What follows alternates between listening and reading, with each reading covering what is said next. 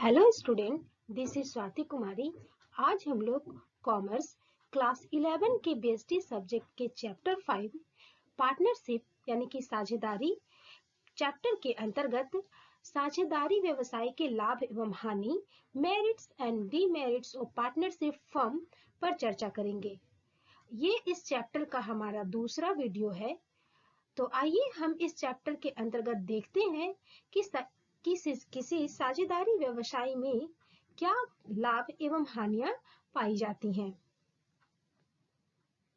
हम बात करते हैं साझेदारी व्यापार के गुण, मेरिट्स ऑफ पार्टनरशिप फर्म पर। किसी साझेदारी व्यापार में क्या क्या गुण या लाभ पाए जाते हैं, इसे हम निम्न शीर्षकों से स्पष्ट कर सकते हैं, निम्न पॉइंट से बता सकते हैं या समझ सकते हैं। तो हमारा पहला पॉइंट है सुगमता से स्थापना एवं अंत।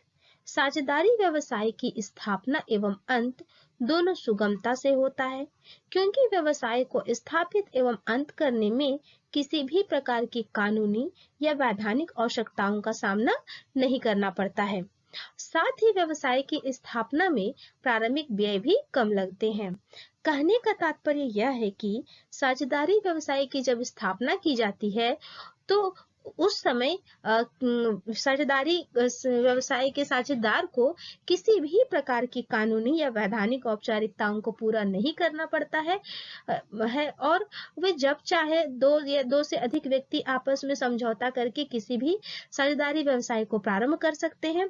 और व्यवसाय के प्रारंभ में जो प्रारंभिक व्यय लगते हैं, जो शुरुआत का जो खर्च होता है, वह भी इतना कम होता है कि लोग उसे आसानी से खर्च कर लेते हैं। और इसके साथ ही साझेदारी व्यवसाय की जब अंत की बात हो या जब साझेदारी व्यवसाय को समाप्त करने की बात हो, तो साझेदारी व्यवसाय में जो साझेदार है वो आसानी से अपने व्यवसाय का अंत कर लेते हैं और इसके लिए भी उन्हें किसी भी प्रकार की कानूनी औपचारिकताओं का पालन नहीं करना पड़ता है। तो इस प्रकार स्पष्ट हो जाता है कि साझेदारी व्यवसाय की स्थापना एवं अंत दोनों में सुगमता यानी कि आसानी होती है। हमारा नेक्स्ट पॉइंट है पंजीयन कराना अनिवार्य नहीं। भारतीय साझेदारी अधिनियम 1932 के अनुसार साझेदारी व्यवसाय का पंजीयन कराना अनिवार्य न होकर ऐच्छिक है। इसका अर्थ यह हुआ कि भारतीय साझेदारी अधिनियम जो 1932 है, इसमें साझेदारी व्यवसाय के पंजीयन को अनिवार्य नहीं बनाया गया है, बल्कि साझेदार की इच्छा पर छोड़ दिया गया है कि यदि साझेदार चाहें तो अपने फर्म का पंजीयन करा सकते हैं और नहीं चाहे तो नहीं करा सकते हैं। पंजीयन कराना उनकी एक इच्छा पर निर्भर है, वह ऐच्छिक है। लेकिन यदि साझेदार अपने व्यवसाय का पंजीयन करा लेते हैं तो ऐसे अनेक लाभ हैं जो उनको प्राप्त हो जाती है, जैसे आयकर की दर में कमी इत्यादि। तो इस प्रकार यह स्पष्ट हो जाता है कि साझेदारी व्यवसाय का पंजीयन कराना अनिवार्य ना होकर के ऐच्छिक है, साझेदारों की इच्छा पर निर्भर करता है। हमारा नेक्स्ट पॉइंट है ऋण लेने में सुविधा। प्रत्येक साझेदार का असीमित उत्तरदायित्व तथा फर्म के कार्यों के लिए संयुक्त एवं पृथक रूप से उत्तरदायी होने के कारण प्रत्येक साझेदार की साख बनी रहती है। ऋणदाता किसी भी साझेदार की निजी संपत्ति से धन वसूल कर सकता है। इसका अर्थ यह हुआ कि प्रत्येक साझेदार एकाकी व्यापार की तरह ही साझेदारी व्यापार में भी असीमित दायित्व होते हैं। फर्म के कार्यों के लिए संयुक्त और पृथक रूप से प्रत्येक साझेदार उत्तरदायी होते हैं। इसका अर्थ यह हुआ कि जब कोई ऋणदाता फर्म को ऋण देता है और किसी कारण से अगर ऋण की वसूली नहीं हो पाती है, तो प्रत्येक साझेदार संयुक्त रूप से यानी कि जो फर्म के अंदर जो है वो संयुक्त रूप से उस ऋणदाता के प्रति उत्तरदायी होते हैं या व्यक्तिगत रूप से भी उत्तरदायी होते हैं। इसका अर्थ यह हुआ कि यदि ऋणदाता को उसके ऋण की वसूली नहीं हो पाती है तो प्रत्येक साझेदार की निजी संपत्ति से वह अपने ऋण की वसूली या धन की वसूली कर सकता है। इस प्रकार क्या है कि ऋण लेने में सुविधा हो जाती है। हमारा नेक्स्ट पॉइंट है प्रबंध में मितव्ययिता। साझेदारी में अधिक मितव्ययिता रहती है। यह भावना कि संपूर्ण लाभ के वे ही अधिकारी होंगे उन्हें हर संभव तरीके से व्ययों में कमी करने एवं मितव्ययिता से कारोबार करने के लिए प्रेरित करती है। इस पॉइंट में यह स्पष्ट हो गया है कि प्रत्येक जो साझेदार हैं साझेदारी व्यवसाय के, उन्हें ये बहुत अच्छे से जानकारी रहती है कि व्यवसाय का जो भी लाभ होगा और जो भी हानि होगा वे सारे लाभ हानि उन्हीं को सहन करने हैं, उन्हीं को प्राप्त होंगे। तो ऐसी स्थिति में उनमें यह भावना जागृत हो जाती है कि जितना ज्यादा से ज्यादा वे अपव्यय यानी कि बर्बादी को रोक पाए और मितव्ययिता से अपने कार्य करें। इससे क्या होगा कि व्यय में कमी आएगी और लाभ की मात्रा में वृद्धि होगी और अंततः सभी साझेदारों को इसका लाभ प्राप्त होगा। इस प्रकार हम कह सकते हैं कि साझेदारी व्यवसाय के प्रबंध में मितव्ययिता पाई जाती है। हमारा नेक्स्ट पॉइंट है आयकर की कम दर। साझेदारी में कंपनी की तुलना में कम दर से आयकर देना पड़ता है। आयकर विभाग द्वारा साझेदारी का पंजीयन हो जाने पर कर भार में और भी कमी हो जाती है। इस पॉइंट के अंतर्गत आप ये समझ सकते हैं कि साझेदारी व्यापार की जो आयकर की दर है, इनकम टैक्स की दर है, वो कंपनी की तुलना में काफी कम होती है ना। लेकिन अगर साझेदारी व्यवसाय अपने साझेदारी व्यवसाय का पंजीयन करा ले तो उनकी यह आयकर की दर और भी कम हो जाती है ना। ये आपको इसमें बहुत इम्पोर्टेंट चीज है कि आयकर की कम दर कंपनी की तुलना में तो कम होती ही है, और अगर पार्टनरशिप फर्म का रजिस्ट्रेशन या पंजीयन हो गया है तो ये दर और भी कम हो जाती है। तो इस प्रकार इन पॉइंटों के माध्यम से, इन शीर्षकों के माध्यम से हम लोगों ने समझा कि एक साझेदारी व्यापार में क्या क्या विशेषताएं या लाभ पाए जाते हैं। अब हम बात करते हैं साझेदारी व्यापार की हानि पर। इतने लाभ होने के बावजूद साझेदारी व्यापार में कुछ हानियां पाई जाती हैं। तो आइए देखते हैं साझेदारी व्यवसाय की हानि। Demerits of partnership firm. साझेदारी व्यवसाय के हानि या दोष को हम निम्न शीर्षकों के माध्यम से समझ सकते हैं। तो हमारा पहला शीर्षक या पॉइंट है जीवन एवं अस्तित्व का अनिश्चित होना। साझेदारी व्यवसाय का जीवन सीमित रहता है तथा इसमें स्थायित्व का पूर्ण रूप से अभाव होता है। किसी भी साझेदार की मृत्यु, पागलपन, दिवालियापन अथवा अवकाश ग्रहण करने से साझेदारी की समाप्ति हो जाती है। कहने का तात्पर्य यह हुआ कि साझेदारी व्यवसाय का जीवन भी एकाकी व्यापार की तरह सीमित होता है और इसमें भी स्थायित्व का अभाव होता है, क्योंकि किसी भी साझेदार की अगर मृत्यु हो जाती है, दिवालियापन हो जाए या पागलपन या साझेदार अवकाश ग्रहण करना चाह रहा हो तो वो ऐसी स्थिति में उस साझेदारी व्यवसाय की समाप्ति हो जाती है। मान लीजिए कि कोई दो साझेदार हैं, ए और बी। साझेदार ए की अगर मृत्यु हो गई तो साझेदारी फर्म में सिर्फ अकेला बी रह जाएगा, जो स्वयं का साझेदार तो अकेले वो होगा नहीं। तो ऐसी स्थिति में उसकी जो साझेदारी फर्म होगी उसका जीवन समाप्त हो जाएगा। इसी तरह यदि किसी साझेदार का पागलपन, दिवालिया की स्थिति हो जाए तो एक साझेदार अगर व्यापार में बच जाता है तो वैसी स्थिति में वो साझेदारी का जीवन समाप्त हो जाता है। तो इस प्रकार स्पष्ट होता है कि साझेदारी व्यवसाय का जो जीवन और अस्तित्व होता है वो अनिश्चित होता है। हमारा दूसरा पॉइंट है अपव्यय। एकाकी व्यापार की तुलना में साझेदारी में अधिक अपव्यय होने की संभावना रहती है, क्योंकि सभी साझेदार इस बात को जानते हैं कि खर्च का एक आंशिक भाग ही उन्हें वहन करना पड़ेगा।